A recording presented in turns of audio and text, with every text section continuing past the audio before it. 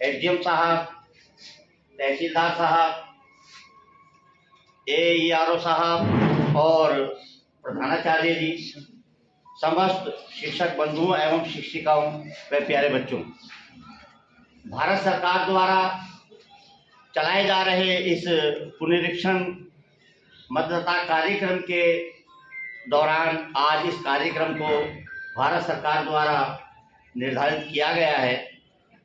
इसी परिप्रेक्ष्य में मैं सर्वप्रथम आदरणीय एईआरओ साहब से गुजारिश करना चाहूँगा कि आप इस कार्यक्रम पर प्रकाश डालने का कष्ट करें।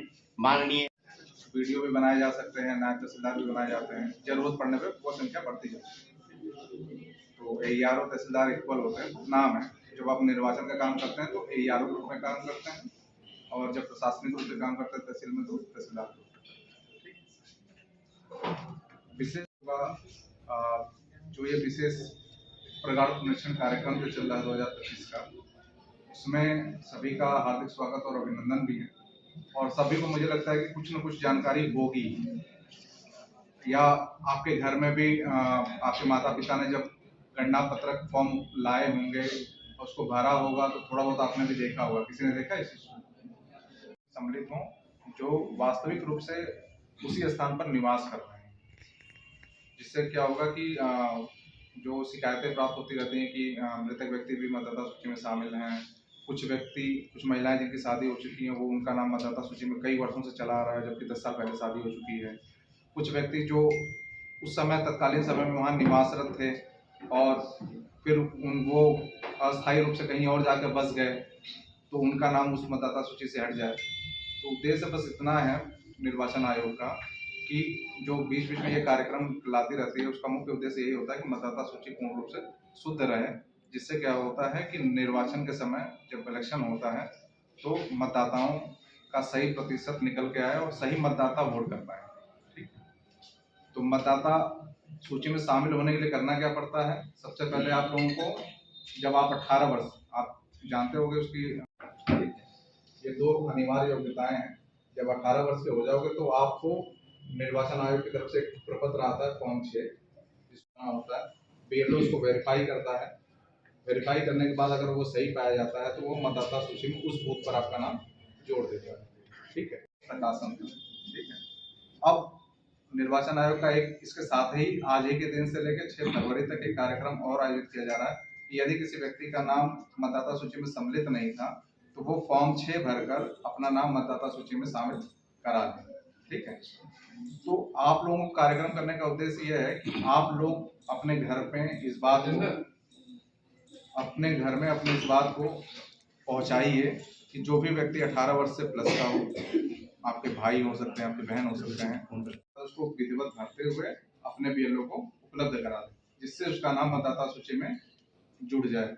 और उसका लाभ आप जानते ही हैं कि फिर इलेक्शन के समय वो अपना वोट का उपयोग कर पाएगा। ठीक है, उसका उद्देश्य, उसकी उपयोगिता, आप लोगों को क्या करना चाहिए उसमें, इन सब बातों पर प्रभाव। छात्र हैं, पढ़ रहे हैं, आप सभी लोग चीज़ों से अवगत होंगे कि हमारे देश में लोकतांत्रिक शासन प्रणाली कोई इसमें सिविक्स का, नागरिक शास्त्र का विद्यार्थी है, राजनीति शास्त्र जो पढ़ता है। मैं थोड़ा सा आप लोगों को बैकग्राउंड में जाता हूँ। तमाम जगह राजतंत्र था पहले, जैसे राजा महाराजा होते थे, आप फ्रेंचाइज कहते हैं इसमें। वैश्य मताधिकार में जो 18 वर्ष पूरा कर लेता है उसको हमारे यहाँ वैश्य समझा जाता है। जो भारत का नागरिक हो, 18 वर्ष पूर्ण कर लिया हो और किसी कानून से उसको अनर्ह माने अयोग्य घोषित न किया गया हो, वो वोट कास्ट करने का अधिकारी है। जिसको ज्यादा मत प्राप्त होते हैं वो प्रतिनिधि के रूप में चुना जाता है। फिर आप देखते होंगे केरल में लोकसभा और राज्यसभा और राष्ट्रपति मिलकर संसद का निर्माण होता है, जो हमारे लिए देश स्तर, राष्ट्र स्तर पे कानून का निर्माण करते हैं। प्रदेशों में कमोवेश ऐसे ही स्थिति है, कहीं एक सदन है विधानसभा, कहीं कहीं विधानसभा और विधान परिषद भी है, और राज्यपाल, महामहिम राज्यपाल को मिला करके वो सदन पूर्ण होता है। ये राज्य स्तर पे राज्य में जो विषय हैं उन पे कानून बनाते हैं, तो वो केंद्र सरकार। कुछ विषय समवर्ती सूची के हैं, उनमें दोनों का अधिकार। मेरे कहने का मतलब ये है कि जो हम लोग सरकार चुनते हैं उसका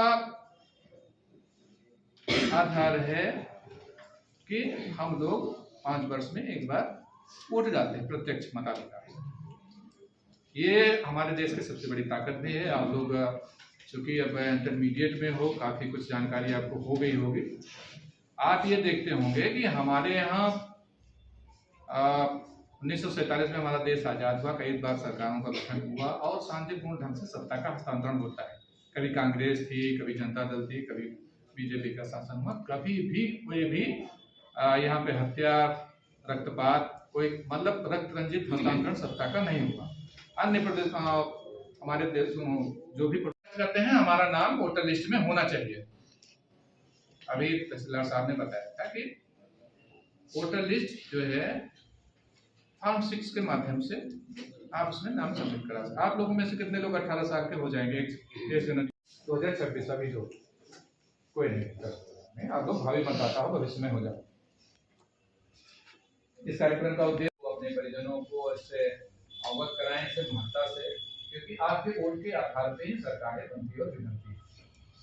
वोट मिलेगा सरकार बना लेगा, वोट नहीं मिलेगा वो अपदस्थ हो जाएगा, है ना। तो ये हमारे यहाँ लोकतंत्र की ताकत है। वोट दिखाई पड़े होंगे, ये वोटर लिस्ट लेके बैठे। आप लोग भले ही वोटर ना हो, लेकिन हमारा अनुरोध ये है कि आप लोग जाके एक बार वोटर लिस्ट देखिए, उसमें क्या क्या होता है। भविष्य में आप लोगों को उसका उपयोग करना है। कि जो अभी तक 27 अक्टूबर से जो भी एक्टिविटी हुई SIR की, आप लोग थोड़ा सा जानकारी होगी, उसका आज वोटर लिस्ट कुल मिला के उसकी परिणति आई है। अभी तक इतनी एक्सरसाइज हुई। अब 1 महीने का समय ये है दावे आपत्ति, मतलब जिनके नाम गलत आ गए हैं उनका नाम कटवाना, जिनके नाम छूट गए हैं मतलब उनमें से जो पहले रहे हों 2025 वाले में, और जो नए मतदाताओं का नाम सम्मिलित करने का 1 महीने तक ये एक्सरसाइज चलेगा। विधानसभा में एक स्थान से दूसरे स्थान वो अपना एड्रेस चेंज करता है, 2 फॉर्मेट भरेगा, और एक विधानसभा से दूसरे विधानसभा में गया तो भी फॉर्म। तो ये स्थितियां हैं, 3 तरह के फॉर्म हैं। एक फॉर्म 6A है जो प्रवासी भारतीयों के लिए। इतनी चीजें आप लोगों से शेयर करना था। आपको इंटरेस्ट हो, कोई चीज पूछना हो, इसमें किसी प्रकार की दुविधा, कोई आशंका, कोई संदेह हो, कोई चीज क्लियर न हुआ हो तो हमसे पूछ लीजिए। आपको जरूर बताना चाहूंगा कि मत के बारे में कुछ लोग कहते हैं, जैसे ग्रामीण क्षेत्रों में हम भ्रमण करते हैं तो कहते हैं जी वोट कहाँ, फोटो जागरूकता उतनी नहीं है लोगों में क्या, और मतदाता सूची में उनका नाम नहीं है, तो आप इस देश के अधूरे नागरिक हैं। तो बहुत जरूरी है इसका, क्योंकि मत एक ऐसा अधिकार भारतीय संविधान आपको देता है कि मत के प्रयोग से ही, क्योंकि भारत एक लोकतांत्रिक देश है। जानते हैं बेटा लोकतांत्रिक देश क्या होता है? जहां लोकतंत्र है। लोकतंत्र का मतलब लोकतंत्र का मतलब है जनता का शासन। तो हम भारत एक लोकतांत्रिक देश है जिसमें जनता के वोट से गवर्नमेंट बनती है। तो और कोई गवर्नमेंट आपको आपको बता ही दिया है, तो ज्यादा बताने की मुझे आवश्यकता नहीं है। मैं जो लोग यहाँ आए, अतिथिगण और SDM साहब, आपका बहुत आभार और हार्दिक स्वागत। Thank you.